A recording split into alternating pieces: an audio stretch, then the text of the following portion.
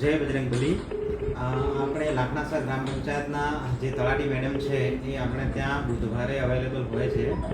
તો આપણે કામ માટે થઈને એમને ગઈકાલે બુધવારે બપોરે 3 કોલ કર્યા છે। એ બી વિડીયો હું અત્યારે મોકલું જ છું ગ્રુપમાં।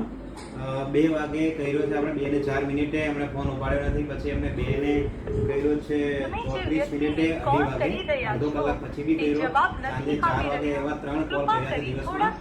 બરાબર, એમણે ફોન ઉપાડ્યો નથી અને કોઈ પણ ફોનનો રિપ્લાય આપ્યો નથી। બરાબર, એમના જોડે મારો નંબર સેવ હોવા છતાં બીજું એવું છે કે તલાટી મેડમ છે આપણે ત્યાં બુધવારે અવેલેબલ હોય છે।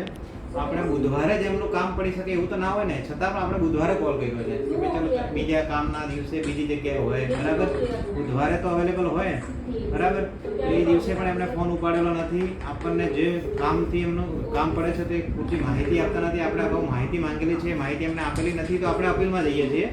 બરાબર, એ ત્યાંથી નહીં લઈને તો આપણે અપીલમાંથી જઈને તે લઈ લઈશું। બરાબર, અને માહિતી એ લોકો જે ભ્રષ્ટાચાર કર્યો છે, જે આપણને જાણવા મળ્યું છે, સાચી માહિતી મેળવી અને આપણે એમના વિરુદ્ધમાં જે બી કાયદેસરની કાર્યવાહી થતી હશે એવું કરીશું। બરાબર, અને ગામના જે પણ પૈસાઓનો ભ્રષ્ટાચાર થયેલો છે બરાબર, એ ભ્રષ્ટાચાર ઉજાગર કરીશું। માહિતી ભલે ના આપતા એમના લેવલેથી, એમના કાયદાકીય રીતે એમને ફરજમાં આવે છે કે આપણે જે માહિતી માંગીએ એ આપે। આપણે શું, કોઈ પણ વ્યક્તિ માંગી શકે છે માહિતી ગામનો, પણ છતાં આપણને માહિતી આપવામાં આવતી નથી।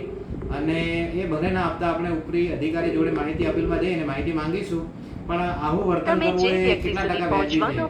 કારણ કે ફોન તો ઉપાડી શકે ને, એવું તો મારા તો કોઈ દુશ્મન છે નહીં। આપણે તો ગામને જે લોકોએ કામ કર્યું છે એની જ માહિતી માંગેલી છે।